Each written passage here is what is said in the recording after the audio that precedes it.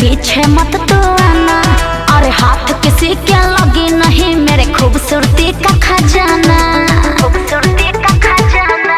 अरे मजनू के नाना मेरे पीछे मत तो आना। अरे हाथ किसी के लगेगी नहीं मेरी खूबसूरती का खजाना। सत्य सवित्री हूँ मैं, कोई दिखा दे मुझको पटाके पटाके पटाके। बिला